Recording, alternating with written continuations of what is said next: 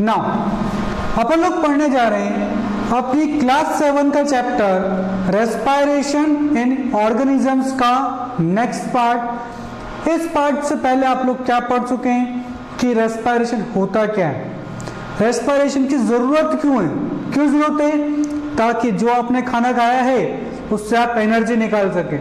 फिर आपने पढ़ा टाइप्स ऑफ रेस्पिरेशन, इसमें पढ़ा 3 टाइप के या 2 टाइप के हम बात करें, एरोबिक और एनएरोबिक। स्पेशल केस में इसमें हमने देखा जब भी हमारी मसल्स बहुत ज्यादा वर्क करेगी हमारी बॉडी उस वक्त करेगी एनएरोबिक रेस्पिरेशन, और जब नॉर्मल फंक्शनिंग रहेगी तब एरोबिक रेस्पिरेशन हमारी बॉडी परफॉर्म करेगी। यहां तक तो था कि कितने टाइप के रेस्पिरेशन होते हैं। अब देखते हैं आगे के पार्ट्स में हमारे पास क्या आ रहा है। देखो इस डायग्राम को ध्यान से देखो, अगर ये डायग्राम समझ में आ गया ना आपको पूरा रेस्पिरेशन का 90% मान लो समझ आ जाएगा, सिर्फ इस डायग्राम को समझने से। क्या है इस डायग्राम के अंदर ये देखेंगे। सबसे पहले आपको एक चीज याद दिला दूं कि सेल क्या होता है। हमने फर्स्ट चैप्टर में भी पढ़ा था कि सेल एक बहुत ही छोटी सी यूनिट है जिसको हम फंडामेंटल या फंक्शनल यूनिट भी कहते हैं, स्ट्रक्चरल यूनिट भी है। इस सेल के अंदर छोटा सेल होता है ना ये, इस सेल के अंदर इसका जो ब्रेन होता है, सेल का ही ब्रेन है जो इसको फंक्शन करवाएगा, इसको कहते हैं अपन न्यूक्लियस। क्या कहते हैं? न्यूक्लियस। ये जो बाहर की आपको बाउंड्री दिख रही है सबसे बाहर की बाउंड्री सेल की, इसको क्या नाम दिया था? Cell membrane. इसका नाम था सेल मेम्ब्रेन। अब एक चीज देखो, आपको दिख रहा होगा कि न्यूक्लियस के बाहर और सेल मेम्ब्रेन के अंदर, मतलब मैं इस स्पेस की बात कर रहा हूं, ये जो स्पेस है ना, ये स्पेस आपका कहलाता है साइटोप्लाज्म। यहां पर एक लिक्विड भरा होता है, उसी लिक्विड का नाम है साइटोप्लाज्म, और इसी से इसको स्पेस को ही बोलते हैं। ये इस स्पेस की बात कर रहे हैं। ये आपको समझना क्यों जरूरी है? अगर ये सेल का स्ट्रक्चर इतना क्लियर हुआ तो ही ये चार्ट समझ में आने वाला है, और ये चार्ट से आपको रेस्पिरेशन पूरा एक तरह से कंप्लीट आपको समझ आ जाएगा। टाइप्स ऑफ रेस्पिरेशन किस तरह से हो रहा है, ये सब समझ आपको आ जाएगा। देखो क्या चीज है। सबसे पहले ग्लूकोज एक 6 कार्बन का मॉलिक्यूल है। फॉर्मूला लिखा था आपने, C6 मतलब कार्बन 6 कार्बन मॉलिक्यूल, 6 कार्बन का मॉलिक्यूल है, आगे भी है लेकिन कार्बन 6 ये बात कर रहे हैं। ग्लूकोज साइटोप्लाज्म के अंदर, किसी भी सेल का जो साइटोप्लाज्म है, सबसे पहले ग्लूकोज यहां पर प्रेजेंट होता है। यहां पर साइटोप्लाज्म में ये टूटता है, किस में? पाइरूवेट में। ग्लूकोज का 6 कार्बन का मॉलिक्यूल ये साइटोप्लाज्म के अंदर टूट गया। अभी बात नहीं कर रहे ऑक्सीजन की प्रेजेंस एब्सेंस, इसकी बात नहीं करी अभी, बस जब भी एनर्जी चाहिए थी ग्लूकोज टूट गया पाइरूवेट के अंदर। कहां पर? साइटोप्लाज्म में। और देखो क्या लिखा हुआ, 3 कार्बन मॉलिक्यूल, मतलब जो पाइरूवेट है वो 3 कार्बन का है। कार्बन की ग्लूकोज जो था आपका, ये रहा ग्लूकोज, ये था 6 का पाइरूवेट, ये कितने का है? 3 का।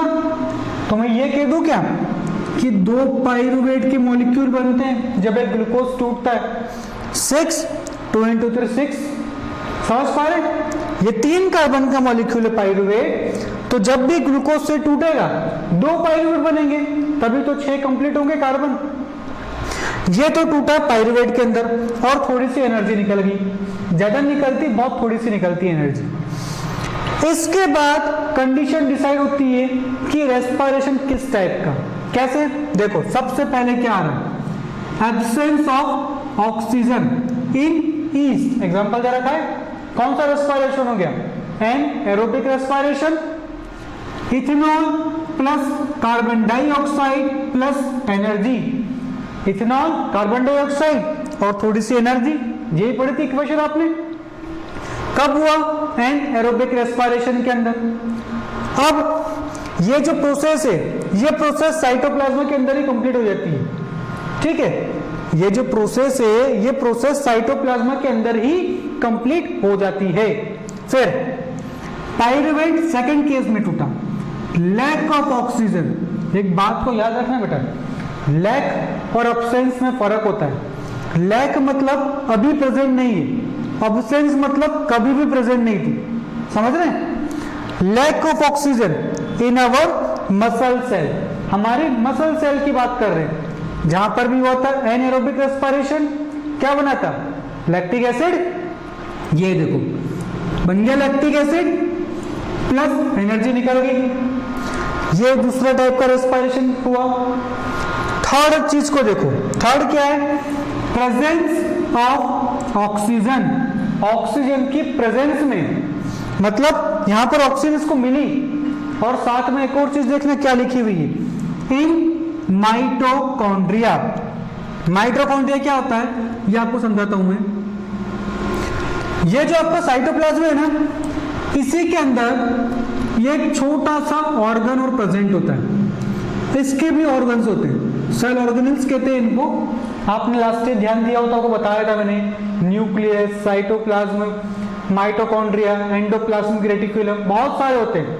हम सिर्फ माइटोकॉन्ड्रिया की बात कर रहे हैं। साइटोप्लाज्म प्रेजेंट एक और माइटोकॉन्ड्रिया। इस माइटोकॉन्ड्रिया को हम कहते हैं powerhouse of cell. Powerhouse क्या मतलब? सबसे ज्यादा पावर यहीं से निकलेगी, एनर्जी सबसे ज्यादा यहीं से निकलेगी। किसको कहते हैं अपन? माइटोकॉन्ड्रिया को, इसको माइटोकॉन्ड्रिया।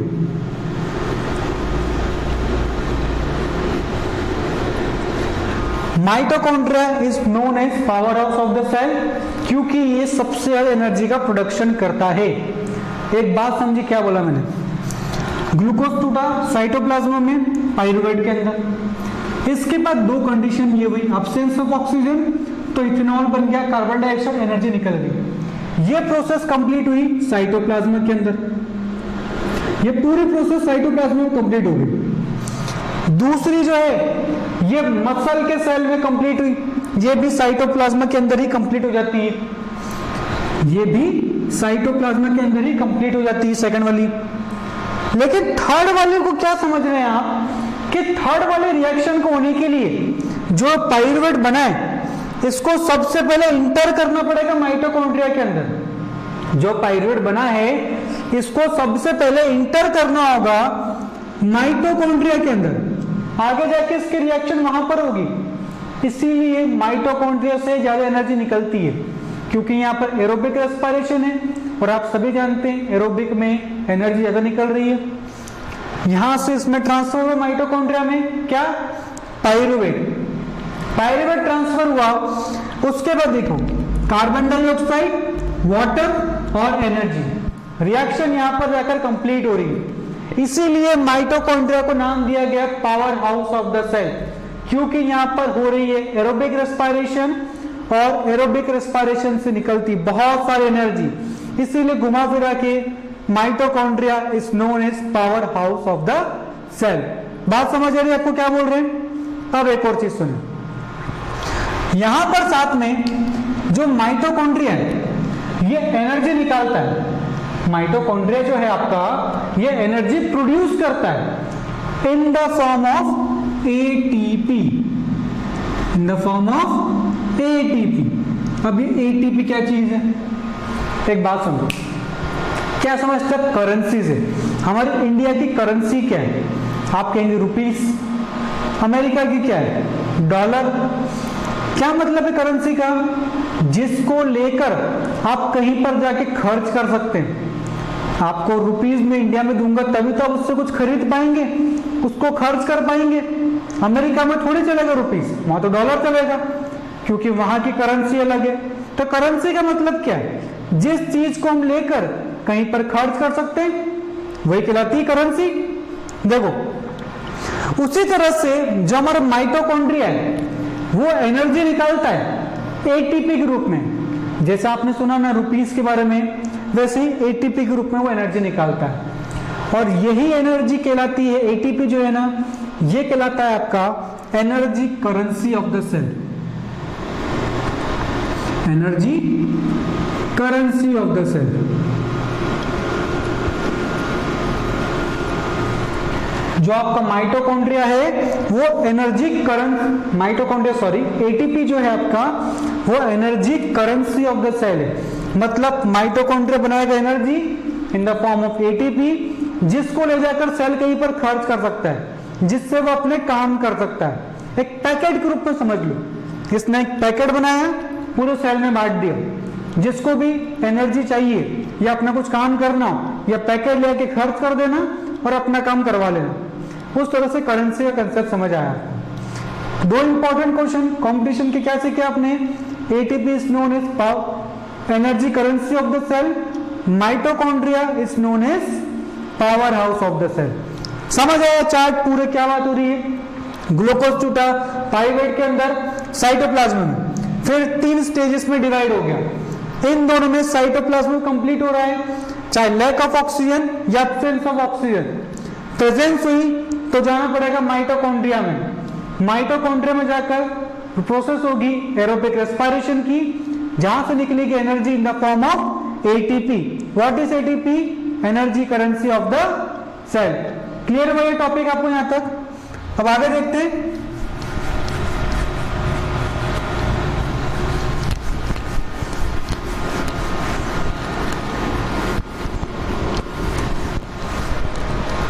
आपको चैप्टर का इंट्रोडक्शन तो यहां पर क्लियर हुआ कि रेस्पिरेशन क्या होता है, कितने टाइप्स के होते हैं। अब बात आती है मैकेनिज्म में, बात करते हैं कि रेस्पिरेशन प्रोसेस हो कैसे रही है। सबसे पहले आ रहा है आपके पास ब्रीथिंग। क्या होता है ब्रीथिंग? सांस को अंदर लेना और सांस को बाहर छोड़ना। Taking in air and taking और आउट एयर, मतलब सांस को अंदर लेना, सांस को बाहर छोड़ना, ये कहलाता है आपका ब्रीथिंग। में आपको इंपॉर्टेंट चीज क्या रखनी है? जो आप सांस को अंदर लेते हैं वो कहलाता है इनहेलेशन, और जो आप सांस को बाहर छोड़ते हैं वो कहलाता है एक्सहेलेशन। देखते हैं इसमें डिफाइन क्या है पूरी, लेकिन आपको कंसेप्ट तो समझ आ गया कि ब्रीथिंग मतलब सांस अंदर लेना, सिर्फ लंग्स तक पहुंचाने की बात हो रही है। अंदर ली, लंग्स तक पहुंची, लंग्स से CO2 वापस से बाहर आ गई, यही कहलाएगा आपका ब्रीथिंग। देखो इसमें क्या है? It is the process in which air rich in oxygen is taken inside and air rich in carbon dioxide is given out. CO2 अंदर, CO2 बाहर, with the help of respiratory organs. Nose हो गया आपका, आपके lungs हो गए, trachea हो गया, हम पढ़ेंगे अभी आगे, फेरिंग्स हो गए, सब रेस्पिरेटरी ऑर्गन्स है। Thus, breathing involve 2 steps which take place alternatively. Breathing में 2 स्टेप्स आती है जो एक के बाद होती रहती है। फर्स्ट इनहेलेशन, क्या मतलब? सांस को अंदर लेना। Taking in of air rich in oxygen into our body is called inhalation. सांस अंदर लेना, जिस मतलब वो एयर लेना जिसमें ऑक्सीजन प्रेजेंट है, इनहेलेशन कहलाएगा।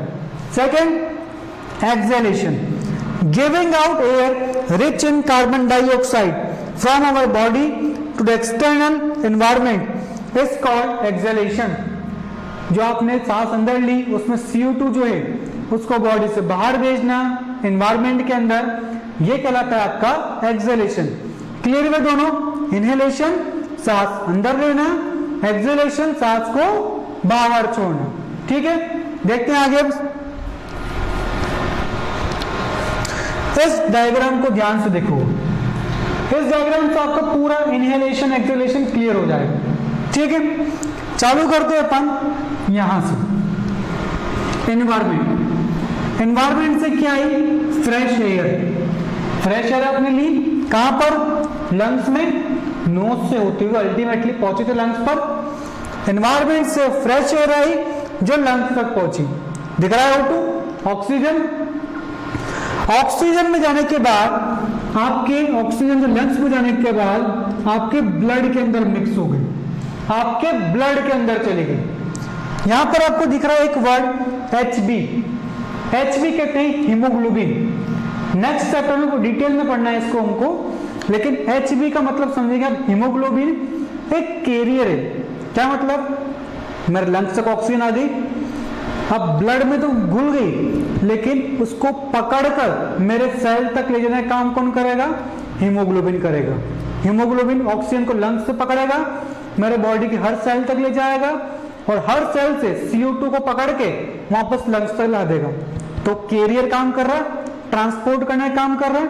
बस ये हीमोग्लोबिन का फंक्शन आप याद रखेंगे। हीमोग्लोबिन ब्लड के जरिए ऑक्सीजन को लेकर आता है और CO2 को बाहर लंग्स तक छोड़ता है। फिर टिश्यू फ्लूइड आपके टिश्यू तक जाता है। क्या होता है टिश्यू? टिश्यू का मतलब होता है जो हम घर में इस्तेमाल करते हैं, उस टिश्यू की हम बात नहीं कर रहे हैं ना। देखो, ये मैंने आपके सामने कुछ सेल्स बनाए, ये 5 मैंने आपके सामने सेल्स बनाए। अगर ये पांचों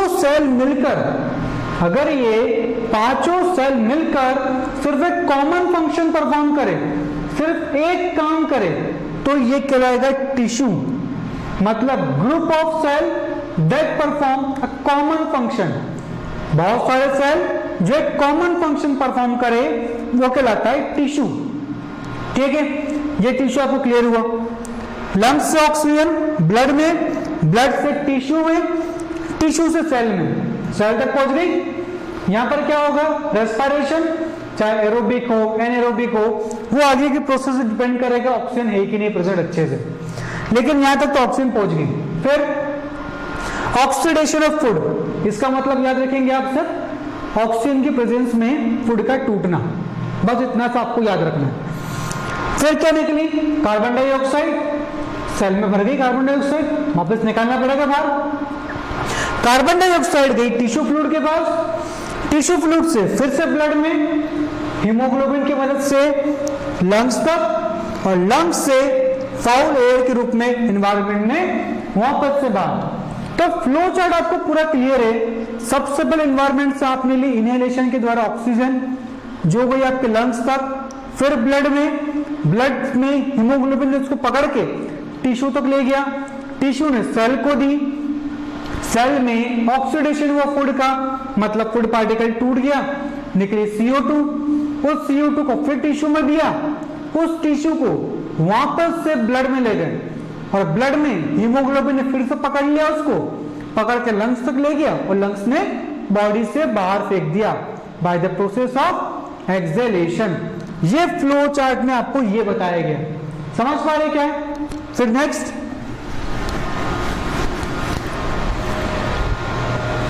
आ रहा है आपके पास ब्रीथिंग रेट। एक बात समझो, लास्ट हमने पढ़ा था अभी परकोलेशन रेट के बारे में।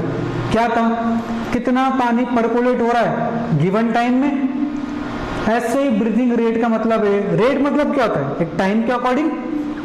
ब्रीथिंग रेट का मतलब है 1 मिनट में आप कितनी बार इनहेलेशन और एक्सहेलेशन करते हैं। 1 मिनट में आप कितनी बार इनहेलेशन और एक्सहेलेशन करते हैं, ये कहलाता है आपका ब्रीथिंग रेट। समझ पा रहे ब्रीथिंग रेट क्या चीज है?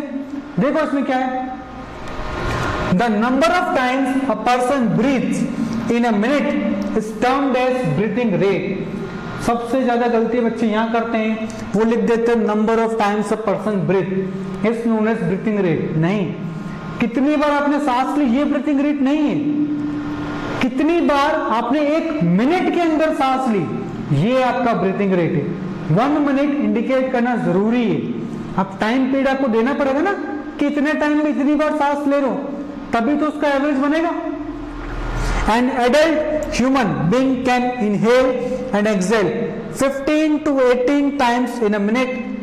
1 मिनट में नॉर्मली कोई पर्सन 15 से 18 बार ब्रीथिंग रेट मतलब इनहेल और एक्सहेल करता है, 15 से 18 बार। अब इसमें क्या समझो, जो एथलीट होते हैं, बहुत तेज दौड़ते हैं, बहुत सारा काम करते हैं, या जिसको बहुत मेहनत वाला काम, उसकी ब्रीथिंग रेट बढ़ जाती है। क्यों बढ़ जाती है? एनर्जी ज्यादा चाहिए, एनर्जी चाहिए, ऑक्सीजन चाहिए, तो लंग्स को बार बार करना पड़ेगा इनहेल एक्सहेल, तो उसकी ब्रीथिंग रेट इंक्रीज हो जाती है ताकि ऑक्सीजन की सप्लाई पूरी हो सके। जब आप सो रहे होते हैं, जब आप रात को या दिन में जब भी सो रहे होते हैं, आपकी ब्रीथिंग रेट अपने आप थोड़ी कम हो जाती है। क्यों कम हो जाती है? क्योंकि एनर्जी नहीं चाहिए, कम से कम चाहिए, तो क्या करेंगे, ज्यादा बार ब्रीथ करेंगे, इसीलिए उस वक्त आपकी बॉडी की ब्रीथिंग रेट कम हो जाती है। डिपेंड करता है कि आप नॉर्मली कैसे फंक्शन कर रहे हैं, कैसे काम करते हैं, उस पर ब्रीथिंग रेट आपकी वेरी कर सकती है। लेकिन नॉर्मली बात करें कि कोई नॉर्मल पर्सन है, मतलब ज्यादा मेहनत वाला काम भी बिल्कुल नॉर्मल काम करता है, तो उसके 15 से 18 बार होती है ब्रीथिंग रेट। याद आपको सिर्फ स्कूल एग्जाम में यही रखना है, 15 to 18 times in a minute is the breathing rate of adult normal human. ठीक है, फिर it is the average breathing rate of an adult human being. Average है ये एक तरह का। Breathing rate of a person is not always constant, हमेशा same नहीं रहती है आपकी breathing rate. It changes according to the oxygen requirement of the body. कितनी ऑक्सीजन की रिक्वायरमेंट है उसके अनुसार ब्रीथिंग रेट वेरी हो सकती है, चेंज हो सकती है। जैसे कोई बहुत एक्सरसाइज कर रहे हो तो बढ़ जाएगी, सो रहे हो कम हो जाएगी, समझ रहे हैं, ये वेरी करती है। फिर next, breathing rate is somewhat faster in women than in men and in children it is higher 20 to 30 times minute। जो छोटे बच्चे होते हैं ना, ध्यान से देखो कभी इनको, दिन भर उछल कूद करते रहते हैं, कभी यहाँ चढ़े, कभी वहां गए, कभी क्या करा, कभी क्या करा। एनर्जी ज्यादा चाहिए, काम ज्यादा कर रहे हैं, उनकी बॉडी की ग्रोथ भी होनी है, ग्रोथ भी हो रही है उनकी बॉडी की अब, तो उनमें उनकी ब्रीथिंग रेट थोड़ी सी बढ़ जाती है, इंक्रीज हो जाती है। देखो 20 to 30 टाइम्स ए मिनट, 20 से 30 बार तक पहुंच जाती है, जबकि नॉर्मल ह्यूमन की क्या थी, 15 से 18 बच्चों में बढ़ जाती है। Breathing rate is slowest while sleeping, जब सो रहे हो तब सबसे कम होती है क्योंकि एनर्जी कम चाहिए। While maximum during heavy exercise, heavy exercise करोगे बहुत बढ़ जाएगी, जैसे रनिंग कर ली, वेट लिफ्टिंग कर ली, कोई भी बहुत बड़ा काम कर लिया, मेहनत वाला काम। Much energy is required. Increased breathing rate provide greater amount of air entry into the lungs, hence blood can absorb oxygen at a faster rate. Faster breathing supply more oxygen to the body cell for production, more energy required for heavy exercise।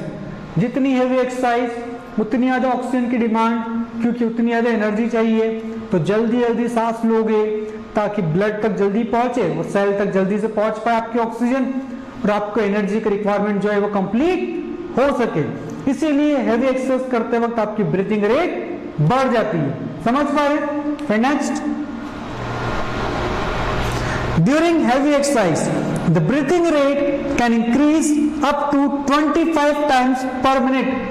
Heavy exercise के वक्त 25 गुना ज्यादा हो सकती है आपकी breathing rate, because this food gets broken down at a faster rate and this makes us feel hungry.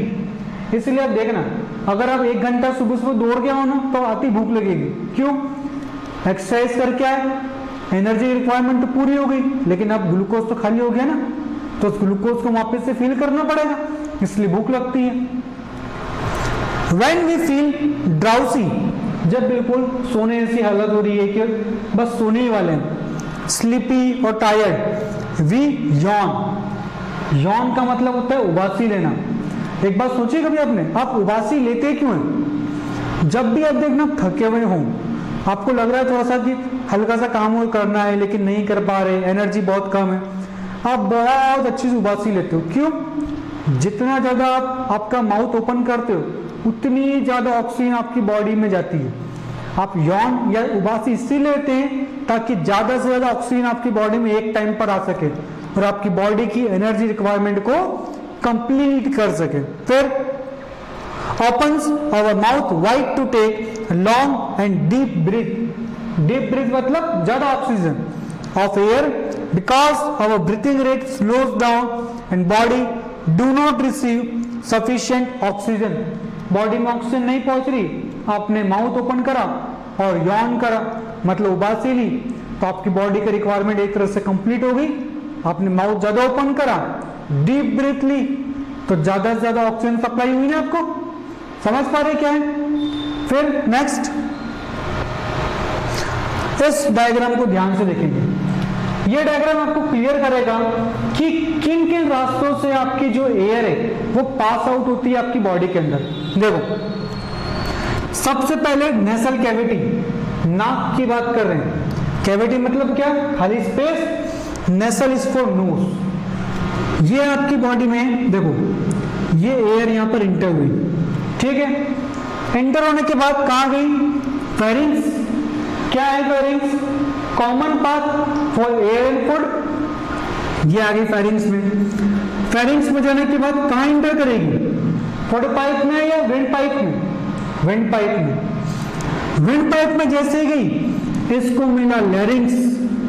क्या चीज है लैरिंग्स, अब लैरिंग्स है आपकी जो बॉडी है उसमें जो वॉइस बॉक्स है ना जहां से आवाज आती है, या गले में हाथ लगाना कभी आपको बोलते वक्त वाइब्रेशन दिखेंगे, वाइब्रेशन फील होंगे, वो लैरिंग्स है जहां से आपकी साउंड निकलता है, साउंड प्रोड्यूस होता है, ठीक है। लैरिंग्स तक गए, फेरिंग्स और लैरिंग्स में कंफ्यूज नहीं होना। लैरिंग्स साउंड बॉक्स विंड पाइप में होता है, ट्रैकिया के यहाँ। फेरिंग्स जो है आपके कॉमन पार्ट है फूड का और एयर का। ये जो एरिया आपको दिख रहा है इसको कहते हैं ट्रैकिया। ट्रैकिया मतलब एक विंड पाइप का दूसरा नाम एक तरह से मान लो। कॉमन रास्ता जिससे आपकी, कॉमन तो नहीं बोलेंगे, वो रास्ता जिससे आपकी एयर पास आउट हो रही है, जिससे आपकी एयर निकल रही है। देखो ट्रैकिया में आने के बाद एयर यहां से डिवाइड हो गए दो लंग्स में, एक हो गया लेफ्ट, एक हो गया राइट। एक बात समझना, सबसे इंपॉर्टेंट बात करते हैं, अक्सर कंफ्यूज होते हैं बच्चे लेफ्ट और राइट लंग में। नेक्स्ट सप्ताह में हार्ट पढ़ेंगे उसमें भी बच्चे कंफ्यूज होते हैं, लेफ्ट कौन सा राइट कौन सा। अब बताओ आपको देख के क्या लग रहा है, कौन सा लेफ्ट है कौन सा राइट है, क्या लगता है आपको? आपको तो ये लग रहा है ना कि ये राइट है और ये लेफ्ट है। मैं कहूंगा गलत सोच रहे हो। क्यों? ये तो आप डायग्राम देख के बता रहे हो, अपने ऊपर लेकर देखो ना, डायग्राम देखो, ये मैं खड़ा यहां पर, ठीक है। कौन सा है, राइट और लेफ्ट? बिल्कुल इमेजिन करो मैं ही खड़ा हूं यहां पर डायग्राम में, तो ये राइट हुआ ना और ये लेफ्ट हुआ। नेसल कैविटी, फेरिंग्स, फेरिंग्स के बाद लैरिंग्स, ट्रैकिया और ये राइट लंग और लेफ्ट लंग में डिवाइड हो गए। यहां तक एयर पहुंची। अब ध्यान से आप यहां पर देखेंगे तो आपको दिखेगा कि यहां पर घुसने के बाद भी जो आपके लंग्स है वो अंदर डिवाइड होते जा रहे हैं, अंदर फैलते जा रहे हैं। आपके लंग्स ऐसे हैं, जैसे ये आपका ट्रैकिया, ट्रैकिया में एक पार्ट ये डिवाइड हो गया, एक पार्ट ये डिवाइड हो गया, ठीक है। ये लेफ्ट के लिए, ये राइट लंग के लिए। यहां पर जाने के बाद भी अच्छे से डिवाइड हो जाता है। जो आपका ट्रैक ये है ना ट्रैकिया, ये ऐसे बढ़ जाता है और पार्ट्स में, ताकि लंग्स के और अंदर के सभी पार्ट्स तक वो आराम से पहुंच सके। लंग्स के सभी पार्ट तक वो पहुंच जाए, हर एरिया को ऑक्सीजन अच्छे से प्रोवाइड कर सके, ताकि हर एरिया उस ऑक्सीजन को वहां से लेकर बॉडी के डिफरेंट पार्ट्स तक पहुंचा सके। इसी को नाम दिया गया ब्रोंकस। क्या नाम दिया गया? ब्रोंकस। इसके भी छोटे टुकड़े कहलाते हैं ब्रोंकियोल्स। और लास्ट में इन सभी में एक चीज प्रेजेंट होती है, आप तो इतना याद रखो, ट्रैकिया ये डिवाइड हुए, ये कहलाते हैं ब्रोंकोस, ब्रोंकस। ब्रोंकस में जाने के बाद जो सबसे एंड का पोर्शन है, जो सबसे एंड का पोर्शन है, जहां पर प्रेजेंट होते हैं ऐसे ये थैली से स्ट्रक्चर, देख रहे हैं? ये ऐसे राउंड राउंड या पिचके हुए थैली से स्ट्रक्चर प्रेजेंट होते हैं। ये कहलाते हैं एल्वियोलर। क्या कहलाते हैं? एल्वियोलर। जहां से गैसेस का एक्सचेंज होता है, मतलब ब्लड ये यहां तक कहीं नहीं जाता है, ब्लड सिर्फ एल्वियोलर के पास जाता है कि आप हमको ऑक्सीजन दो, और कार्बन डाइऑक्साइड भी ब्लड इन एल्वियोलर को लाकर ही देता है कि आप इनसे वापस से बॉडी से बाहर भेजो।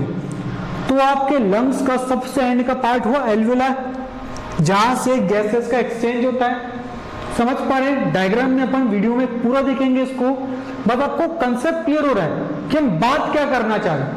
देखो ये देखो डायग्राम दिखा भी रखा आपको, ये नीचे दिख रहा है, ये पाउच जैसे स्ट्रक्चर, ये नाम दे रखा है एल्वियोलाई। आपके लंग्स के सबसे बाहर, जैसे आपकी बॉडी है, आपकी बॉडी को प्रोटेक्ट करने का काम कौन कर रहा है? सबसे पहला आंसर स्किन हमारी सबसे बाहर की लेयर है, यही तो प्रोटेक्ट कर रही है। फिर हम बात करें आपके, इसी तरह से आपके लंग्स को कौन प्रोटेक्ट कर रहा है? लंग्स को किसी ने तेज मार दिया तो यूं थोड़ी कि लंग डैमेज हो जाए, लंग को भी प्रोटेक्शन चाहिए ना। तो पहले तो रिब्स प्रोवाइड करती है प्रोटेक्शन, उसके बाद प्रोवाइड करती है प्लूरा। प्लूरा क्या चीज है? ये सबसे बाहर की जो लेयर है लंग्स की, ये देखो सबसे बाहर की लेयर दिख रही है आपको, ये लेयर कहलाती है प्लूरा, जिसके जो हमारे लंग्स को पूरी तरह से प्रोटेक्ट कर रही है कि वो फ्रिक्शनलेस मूवमेंट प्रोवाइड कर रही है, प्रोटेक्शन, कोई डैमेज ना पहुंच सके और आसानी से कॉन्ट्रैक्ट रिलैक्स हो सके, कॉन्ट्रैक्ट रिलैक्स हो सके। ये काम भी प्लूरा करवाती है कि बिना किसी तकलीफ के हो जाए, यूं ना हो कि आप करने जाए और पिचक की जाए, जब बर्स्ट ही हो जाए, ऐसा भी नहीं होता आपके लंग्स में कभी। और एक और लास्ट इस डायग्राम का एक पार्ट देखेंगे आप, आपको नीचे की साइड दिख रहा है, दिख रहा है ये सी जैसा स्ट्रक्चर,